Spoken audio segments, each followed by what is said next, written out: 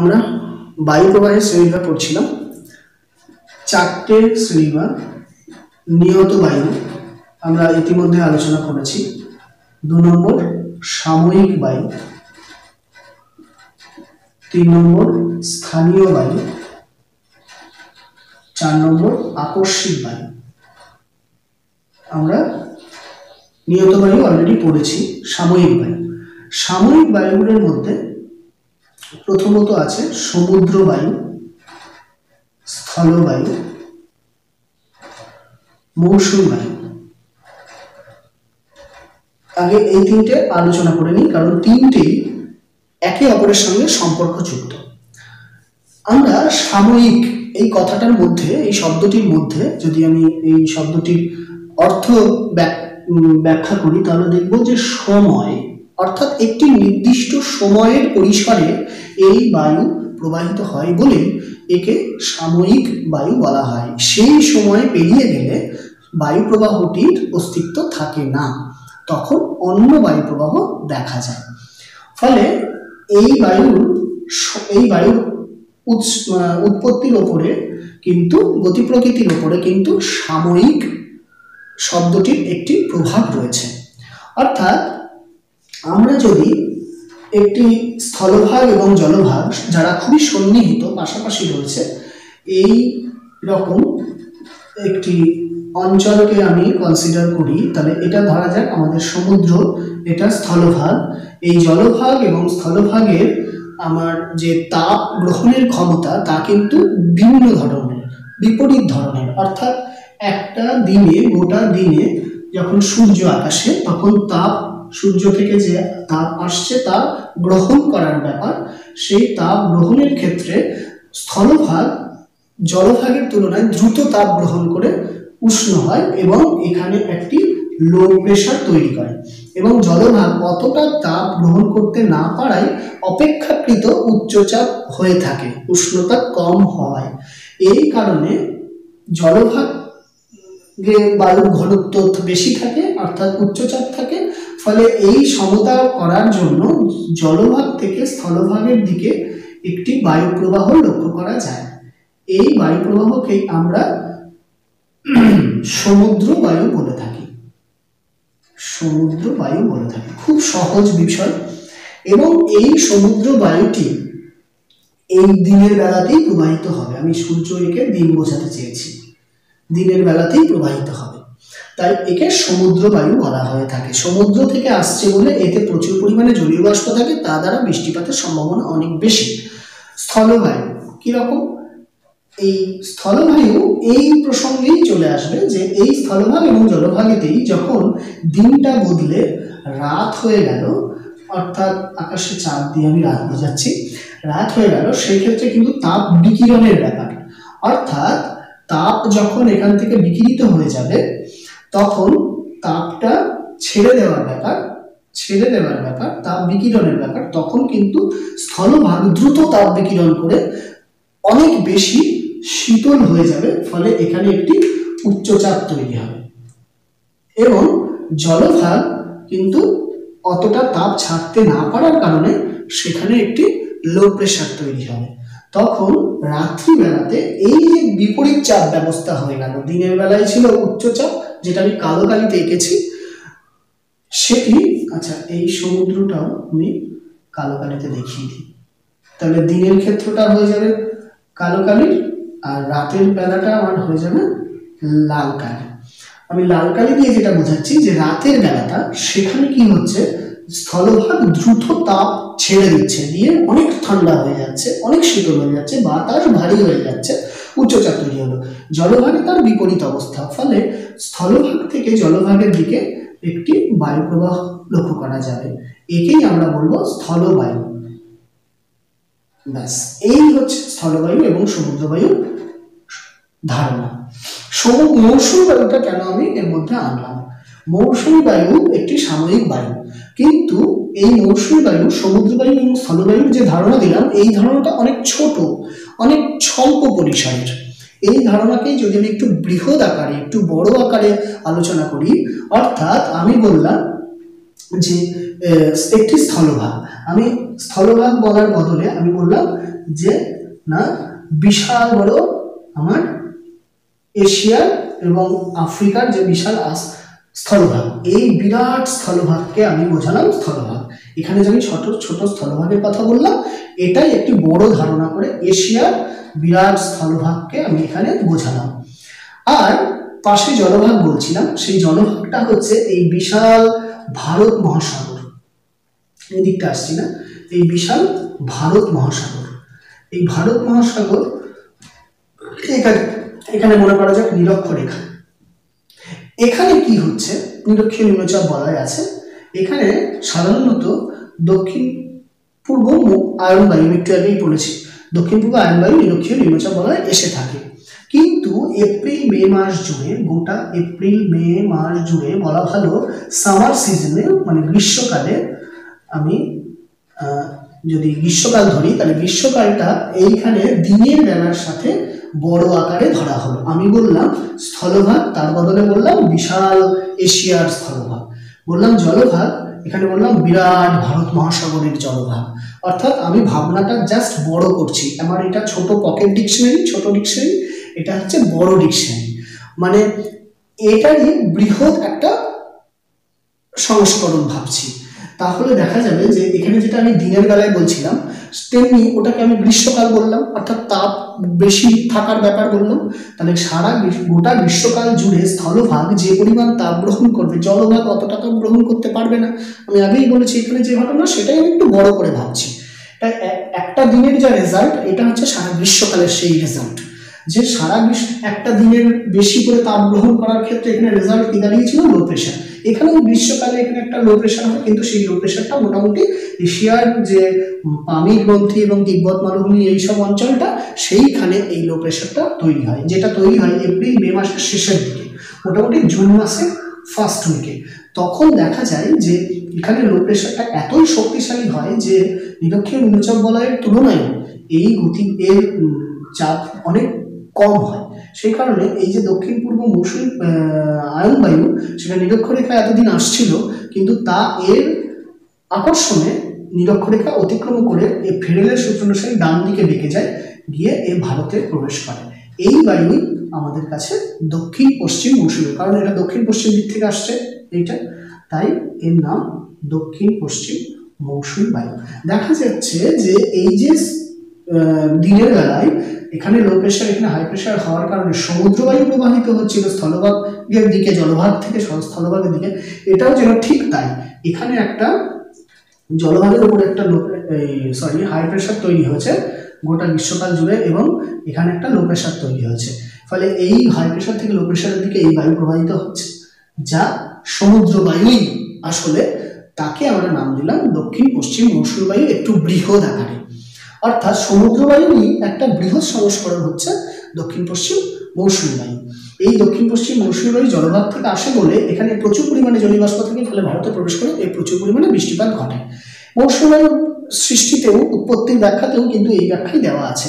ফলে আমরা দেখতে পাচ্ছি যে দক্ষিণ পশ্চিম মৌসুমী বায়ু আসলে একটি সমুদ্র বায়ু, তাই এটি একটি কিন্তু সাময়িক বায়ু। আমরা যদি গ্রীষ্মকালের বদলে শীতকালটা যাই, আমি যেটা লাল কালি দিয়ে ওপাশে দেখিয়েছি রাত্রিবেলার ব্যাপার, সেই রাত্রিবেলাটা আমি এখানে যদি আবার ব্যাখ্যা করি, যে রাত্রিবেলা এখানে কি হয়েছিল, স্থলভাগ দ্রুত তাপ বিকিরণ করে দিয়েছিল।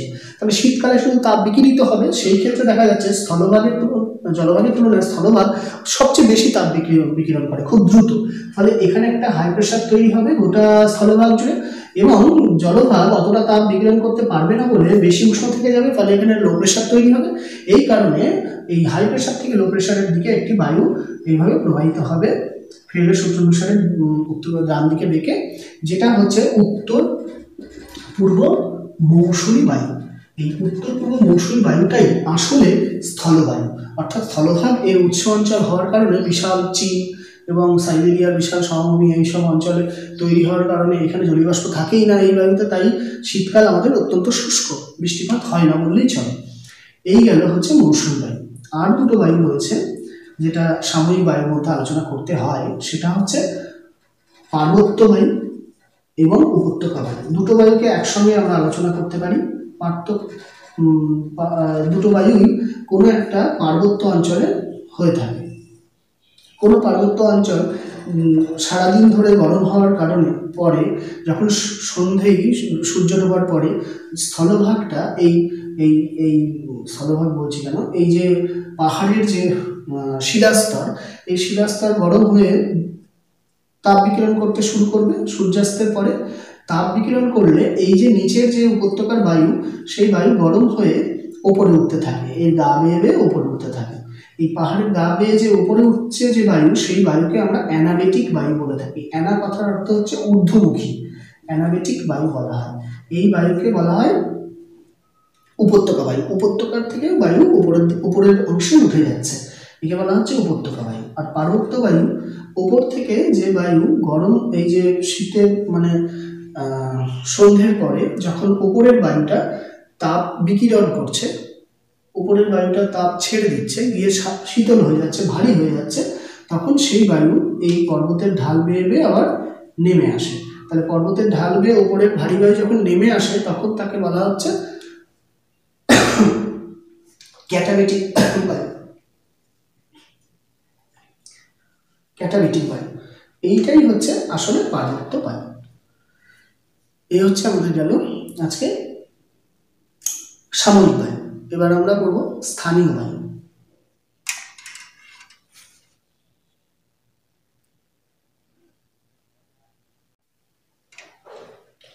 হ্যাঁ, আমরা স্থানীয় বায়ু পড়ব। স্থানীয় বায়ু আসলে কতগুলি বায়ু, যেগুলো গোটা পৃথিবীর বিভিন্ন অঞ্চলে কোনো ভূপ্রাকৃতিক এবং জলবায়ুগত কিছু স্থান রয়েছে, যেমন আমাদের আফ্রিকার এই অংশে মরুভূমি অঞ্চল রয়েছে, এখানে মরুভূমি রয়েছে। মহাদেশের পশ্চিমাংশে মরুভূমি, আয়নবায়ুর অস্তিত্ব, এখানে কর্কটীয় উচ্চচাপ বলয়, এখানে নিরক্ষীয় নিম্নচাপ বলয়, এরকম কিছু জলবায়ুগত বৈশিষ্ট্য এবং ভূপ্রাকৃতিকগত বৈশিষ্ট্যের উপর ভিত্তি করে কিছু বায়ু প্রবাহ স্থানীয়ভাবে কোনো অঞ্চলের মধ্যে সীমাবদ্ধ থাকে। সেইগুলি স্থানীয় ভাষায় সেগুলোকে কিছু নামকরণ করা হয়েছে। এই বায়ুগুলোকেই আমরা স্থানীয় বায়ু বলে থাকি। আমরা স্থানীয় বায়ু প্রধানত দু রকমভাবে আলোচনা করলে বুঝতে সুবিধা হয় ছাত্রছাত্রীদের ক্ষেত্রে। উষ্ণ বায়ু, এরকমভাবে আলোচনা যদি করি যে কিছু বায়ু রয়েছে যারা প্রকৃতিতে উষ্ণ, ধর্মীয়ভাবে বৈশিষ্ট্যগতভাবে তারা উষ্ণ। একটি বায়ু ফন, আমি ফন বলবো সবার প্রথমে। ফন একটি উষ্ণ বায়ু, যেটা এখানে আল্পস বলে একটি পর্বত রয়েছে। এই আল্পস পর্বত, আচ্ছা এখানকার একটু পরিচয়টা দিয়ে নিই। এটা আফ্রিকা, এটা ভূমধ্যসাগর, এই জায়গাটা হচ্ছে আমাদের ইউরোপ, এটা হচ্ছে কাস্পিয়ান সাগর, এখানে ইউরাল পর্বত, এটা ইউরোপ। এই আফ্রিকা হচ্ছে ভূমধ্যসাগরের দক্ষিণাংশে, উত্তরাংশে ইউরোপের দেশগুলি রয়েছে, মানে এটা স্পেন, এটা হচ্ছে স্পেন, এটা ফ্রান্স, এটা ইটালি, এইখানটা জার্মানি, এখানটা সুইজারল্যান্ড। যাই হোক, এইরকম কয়েকটা দেশ রয়েছে, আমার অতটা দরকার নেই, বুঝতে সহজ হবে, সেইগুলোই আমি একটুখানি টাচ করে যাব। এইখান থেকে দক্ষিণ দিক থেকে আল্পস পর্বতের দিকে একটি বায়ু প্রবাহ হয়, এইটি হচ্ছে ফন। 1 নম্বর দিয়ে রাখলাম, এই হচ্ছে ফন সম্পর্কে আরেকটু বলে রাখবো। পরীক্ষায় বলার মতো 1 নম্বর বা 2 নম্বরের জন্য হলেই যথেষ্ট, কিন্তু কয়েকটা কথা মনে রাখলে পরে ফনটা মনে থাকবে বেশি। এটা সাধারণত শীতকালে প্রবাহিত হয়ে থাকে। এটি একটি উষ্ণ বায়ু। এই শীতকালে প্রবাহিত বায়ুটি আল্পস পর্বত যখন অতিক্রম করে, মানে আমি বলেছি দক্ষিণ থেকে যাচ্ছে, তাহলে আল্পস অতিক্রম করলে এই বায়ুটা পৌঁছায় যে অঞ্চলে, এখানে রাইন নদী আছে। হ্যাঁ, রাইন উপত্যকা, রাইন যে নদী ফ্রান্সের মধ্যে দিয়ে প্রবাহিত হয়েছে, এই রাইন উপত্যকাতে প্রচুর আঙুর ফল চাষ হয়। আমি এই গল্পগুলো বলে রাখছি একটু এটা সম্পর্কে, যে ফনটা মনে রাখতে আমাদের সুবিধা হবে, কিছু যদি জানা থাকে এর সম্পর্কে। ফলে রাইন উপত্যকায় আঙুর পাকতে কিন্তু সুবিধা হয়, মানে একটু ভালো হয়। ওই সময় শীতের শেষে বা বসন্তের শুরুতে এই বায়ুটা প্রবাহিত হয়ে থাকে। ফলে আমরা বুঝতে পারবো যে কোন অঞ্চলে প্রবাহিত হয়, মানে কিছুটা গল্প থাকলে পরে কোনো একটা তথ্য সম্পর্কে, তাহলে তথ্যটা মনে রাখতে অনেক সুবিধা হয়। এই গেল ফন 2। ফন, তারপরে আসছে আমি হচ্ছে চিনুক। আমি উষ্ণ বায়ুগুলো আগে বলে নিচ্ছি, তারপরে বলবো চিনুক। চিনুক একটি বায়ু। 3 নম্বর সিরক্ষ। আচ্ছা, আমি পরে নিচ্ছি, এক করে আসি। সিরক্ষ বলতে গিয়ে আরো কয়েকটা বায়ুর নাম আসবে, যেমন খামসিন, লেভেজ, হ্যাঁ, গিভলি, এরকম কয়েকটা নাম আসবে। সেগুলো সিরক্করই, এক একটা নাম এক একটা দেশে এক একটা নাম হচ্ছে। আমি যখন ওটা আসবো আলোচনা করবো।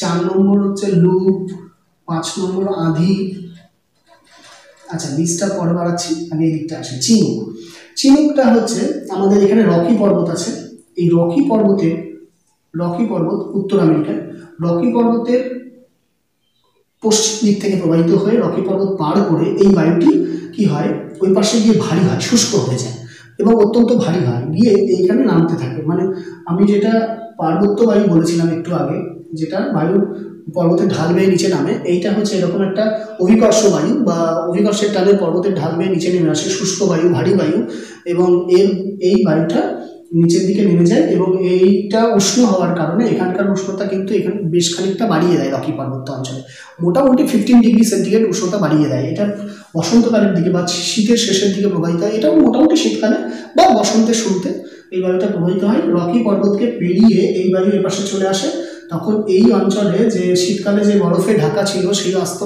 বরফের আস্তরণ সরে যায় এবং এখানকার ঘাস টাসগুলি বেরিয়ে যায়, ফলে এখানে যে অধিবাসীরা এখানে থাকতো তারা কিন্তু অনেক দূরে সরে যায় শীতকালে বরফ আবৃত হয়ে যাওয়ার কারণে। তাদের পশু টশু নিয়ে প্রধানত মেষ আবার এই অঞ্চলে ফিরে আসে, ঘাস টাসগুলো আবার বেরোয়।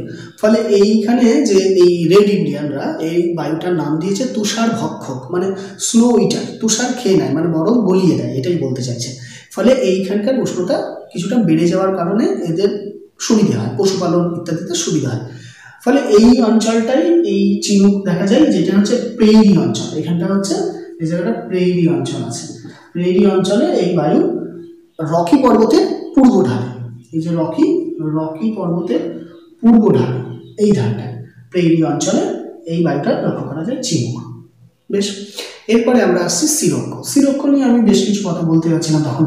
আসলে সিরক্কোটা হলো অ্যাকচুয়ালি অনেক বইতে আমরা ইতালি বা দেখতে পাই, আর বিভিন্ন নাম দেখতে পাই, কোনো কোনো বইতে আবার লিবিয়ায় বলা আছে।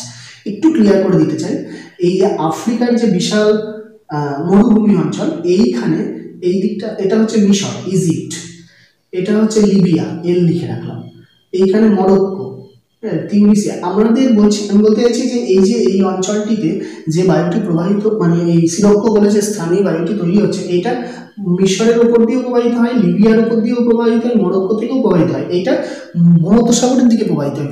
এটা একটা স্থলবায়ু, মানে স্থলবায়ু বলতে এই ক্ষেত্রে কিন্তু ওই সমুদ্রবায়ু স্থলবায়ু ওরকম নয়, এটা স্থানীয় বায়ু, কিন্তু এই বায়ুটা এই সমুদ্রটার দিকে ভূমধ্যসাগরের দিকে প্রবাহিত হয়। এবং অনেক সময় লক্ষ্য করা গেছে যে এই সিরক্কো এখানে মিশরে এইটা খামসিন নামে পরিচিত, মিশরে এটা খামসিন নামে পরিচিত। আমি কি করবো তাহলে, সিরক্কোটাই মিশরে খামসিন নামে পরিচিত, খামসিন। আবার এই বায়ুটাই লিবিয়ায় ঘিবলি নামে পরিচিত, ঘিবলি। এই বায়ুটাই মরক্কোতে সিরক্কো নামে পরিচিত, এই বায়ুটাই ইতালিতেও সিরক্কো নামে পরিচিত। অনেক সময় এই ভূমধ্যসাগর পার করে, যেহেতু ইতালিটা অনেকটা বেশি জলভাগের দিকে একটু অগ্রভূমি রূপে অবস্থান করছে, ফলে ইতালিতেও অনেক সময় এই বায়ুটা পৌঁছয়। এটা কিন্তু একটা ধূলি ঝড় বলতে পারি, মানে ধুলোপূর্ণ একটা ঝড়। এই ধূলিপূর্ণ বায়ুটা যখন ভূমধ্যসাগর অতিক্রম করে ইতালির এই কিছুটা অংশে পৌঁছয়, দক্ষিণ ইতালিতে পৌঁছয়, তখন ইতালির আকাশ একদম ধুলোই মানে দৃশ্যমানতা কমিয়ে দেয়। ফলে বাতাসে কিন্তু একটা দৃশ্যমানতার অভাব লক্ষ্য করা যায়, ইতালির আকাশে এই ঘটনাটা ঘটায়। আমি এই কথাটা মনে রাখলাম, ফলে সিরক্কো সম্পর্কে অনেকটা ধারণা মনে থাকবে, অনেক তথ্য মনে থাকবে যে সিরক্কোটা কোন দেশের সঙ্গে যুক্ত। মূলত লিবিয়া বা আফ্রিকার দেশগুলি সেখানে তৈরি হয় উৎস, এটা ইতালিতে এসে পৌঁছয়। এটা একটা দেশে একটা নাম হয়েছে, মরক্কোতে এর নাম সিরক্কো, খামসিন নাম হয়েছে ইজিপ্টে বা মিশরে, এবং লিবিয়ায় নাম হচ্ছে ঘিবলি। এই বায়ুটাই স্পেনের দিকে যখন যায়, আমি একটু বলে নিই, এটা স্পেন বলেছিলাম, স্পেনের দিকে যখন এটা হচ্ছে স্পেন, এই হচ্ছে মোটামুটি ফ্রান্স, ঠিক আছে, সুইজারল্যান্ড, এটা ইতালি, এটা জার্মানি, এই রকম জায়গায় মানে স্পেনের দিকে যখন এটা যায়, তখন এটার নাম হচ্ছে, স্পেনের নাম হচ্ছে লেভেজ। তাহলে এইগুলো কিন্তু উষ্ণ বায়ুর মধ্যে যাচ্ছে, এই লিস্টের মধ্যে যাচ্ছে আর কি। এবং সিরক্কোর সঙ্গে কিন্তু এদের উৎপত্তিগত একটা মিল রয়েছে। এই গেল মোটামুটি সিলক্ষ। এবার আমি আসছি হচ্ছে লু। লু আমাদের ভারতবর্ষে লক্ষ্য করা যায়, অর্থাৎ এই অংশে, আমাদের এই অংশে উত্তর পশ্চিম দিক থেকে এই বায়ু প্রবাহ হয়ে থাকে। লু উত্তর পশ্চিম দিক থেকে এই বায়ু প্রবাহ হয়ে থাকে এইখানে, এই অঞ্চলে রাজস্থান, উত্তরপ্রদেশ, মধ্যপ্রদেশ এই অঞ্চলে এই বায়ুটা লক্ষ্য করা যায়। এটা একটা স্থানীয় বায়ু, অত্যন্ত ছোট্ট অঞ্চলে, ছোট পরিসরে এই বায়ু উত্তাপের কারণে উষ্ণতা বাড়তে থাকে বলে এই বায়ু তৈরি হয়। এর ফলে এখানকার টেম্পারেচার 35 to 45 ডিগ্রি হয়ে যায়। এটা একটি তাপপ্রবাহ, জলবায়ুগত একটি বৈশিষ্ট্য এই বায়ুর, যে এর কারণে এই অঞ্চলে আমাদের যে বসতি আছে সেখানে কিন্তু মানুষের দেহে, মানুষের সমস্ত রকম প্রাণীর উপরে এর একটা তাপপ্রবাহের প্রভাব লক্ষ্য করা যায়। ফলে আমরা বলি না লু লাগা, ফলে জনজীবন থেকেই এই শব্দটা এসেছে, লু লাগা কথাটা, যে আমাদের দেহের তাপমাত্রা অত্যন্ত বাড়িয়ে দেয়, এটাই বলতে চাইছি আমি। তো এই হচ্ছে লুর প্রধান বৈশিষ্ট্য। আমি আধি এটাও ভারতবর্ষের একটি বায়ু। এইটা স্থানীয় যে অঞ্চলটি আমি উল্লেখ করলাম, রাজস্থান, ইউপি, এমপি, মধ্যপ্রদেশ, সেই অঞ্চলে কিন্তু এটা ছিল উষ্ণ বায়ু, শুষ্ক বায়ু। কিন্তু আধি উষ্ণ শুষ্ক, আমি এখানে একটু উল্লেখ করি, লু হচ্ছে উষ্ণ প্লাস শুষ্ক বায়ু, আর আধি হচ্ছে উষ্ণ শুষ্ক প্লাস ধূলিপূর্ণ, এটা হচ্ছে আধি। এইটুকু হচ্ছে লু, এইটা যুক্ত হলে টোটালটা হচ্ছে আধি, এইটাই হচ্ছে আধি। তো আধি হলে এখানে ওই বাতাসের দৃশ্যমানতা কমে যায়, এটা একটা ধূলিঝড়। 6 নম্বর আমি আরেকটা বায়ু বলবো, স্যান্টা আনা। স্যান্টা আনা একটি স্থানীয় বায়ু প্রবাহ, যেটা ক্যালিফোর্নিয়া, এই অংশটা আমি অত খুব অযত্ন করে রেখেছি। এই অংশটা যদি আমি আরেকটু যত্ন নিয়ে আঁকি তাহলে জিনিসটা এরকম দাঁড়াবে,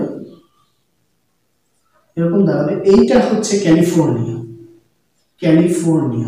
এই ক্যালিফোর্নিয়া সাগরে, এটা ক্যালিফোর্নিয়া উপসাগর, এটা ক্যালিফোর্নিয়া, এখানে একটা বিশাল চ্যুতির সৃষ্টি হচ্ছে, ফলে এখানে নিরপেক্ষ চ্যুতির সৃষ্টি হচ্ছে, এখানে একটা উপসাগর তৈরি হচ্ছে। এইখানে পর্বত থেকে, রকি পর্বতের পশ্চিম দিকে এখানে একটা বায়ু প্রবাহ এই ক্যালিফোর্নিয়া উপসাগরের দিকে প্রবাহিত হয়। এই বায়ুটার নামই হচ্ছে স্যান্টা আনা। এটা এখানকার টেম্পারেচার বাড়িয়ে দেয়, বেশ খানিকটা উষ্ণ বায়ু স্যান্টা আনা। লু আধি বললাম, লু 35 ডিগ্রি টু 45 ডিগ্রি, কোথাও 50 ডিগ্রি সেন্টিগ্রেড কিন্তু রেকর্ড করা হয়েছে, এটা বলে রাখি, উল্লেখ করে রাখি এই সময়। কিন্তু লু আধি এরা ভারতবর্ষেই লক্ষ্য করা যায়। আমি সারা পৃথিবী জুড়ে কিন্তু সমস্ত বায়ুগুলো, স্থানীয় বায়ুগুলোর অস্তিত্ব বোঝানোর চেষ্টা করছি।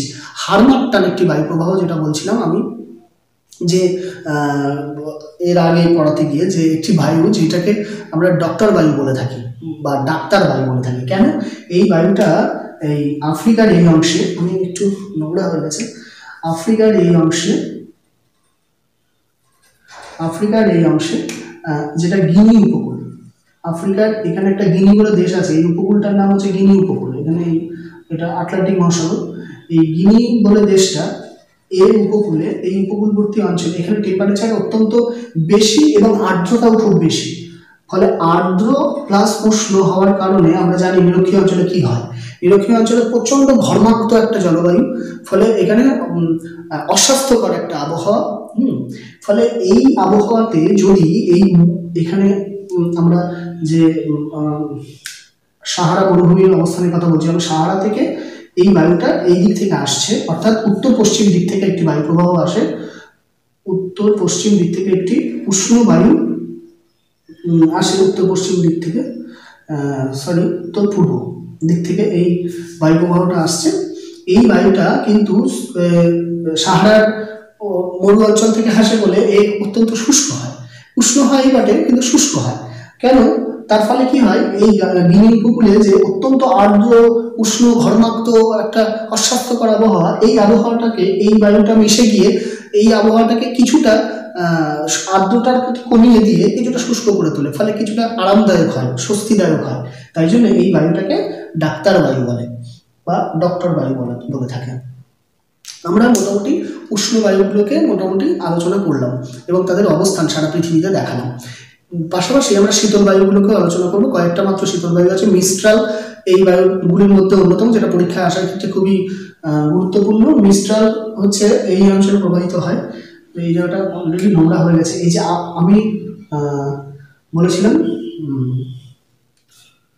চিনুক, আল্পস, আল্পস থেকে এই দিকে একটি বায়ু প্রবাহ হয়,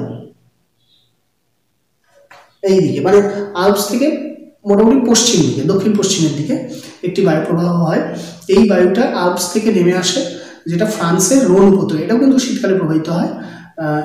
ফ্রান্সের রোন উপত্যকায় এই বায়ুটা প্রবাহিত হয়, দক্ষিণ ফ্রান্সে, একদম ফ্রান্সের দক্ষিণাংশে রোন বলে একটা নদী, উত্তরে আমি রাইন নদীর কথা বলেছি, দক্ষিণে এই রোন উপত্যকায় এই বায়ুটি প্রবাহিত হয়। এই বায়ুটি রোন উপত্যকায় মিস্ট্রাল নামে পরিচিত। এটা কিন্তু একটা শীতল বায়ু। শীতকালে এই বায়ুর উচ্চ উষ্ণ অবস্থানের কারণে, এই বায়ুর প্রভাবে এখানে কিন্তু উষ্ণতা অনেকটাই কমে যায়। তাহলে এইটা গেল হচ্ছে আমাদের, এইটা গেল হচ্ছে মিস্ট্রাল। আল্পস থেকে আরেকটি বায়ু এই যে ইটালি বলছিল লম্বা করে, ইটালির উপকূল বরাবর, এটা অ্যাড্রিয়াটিক সাগর। হ্যাঁ, এই জায়গাটা, এটা হচ্ছে, এই সাগরটার নাম হচ্ছে অ্যাড্রিয়াটিক সাগর। অ্যাড্রিয়াটিক উপকূলে, ইতালির উপকূল, অ্যাড্রিয়াটিক উপকূল বরাবর একটা বায়ু দক্ষিণ দিকে প্রবাহিত হয় আল্পস থেকে নেমে। এই বায়ুটা অত্যন্ত শীতল বায়ু, এটা হচ্ছে বোরা। এই বায়ুটার নাম হচ্ছে বোরা।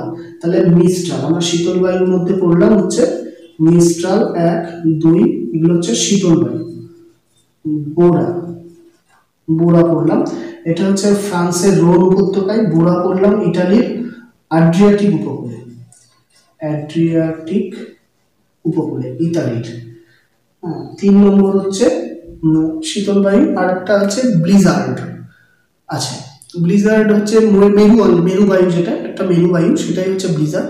এটা অ্যান্টার্কটিকা ইত্যাদি অঞ্চলে, গ্রিনল্যান্ড ইত্যাদি মেরু অঞ্চলগুলিতে দেখা যায়। এটা খুব একটা সেভাবে আসে না পরীক্ষায়। পম্পেও আর একটা বায়ু প্রবাহ, উষ্ণ বায়ু প্রবাহ, যেটা দক্ষিণ আমেরিকায় দেখা যায়। এই জায়গাটা আমি অলরেডি নোংরা করে ফেলেছি।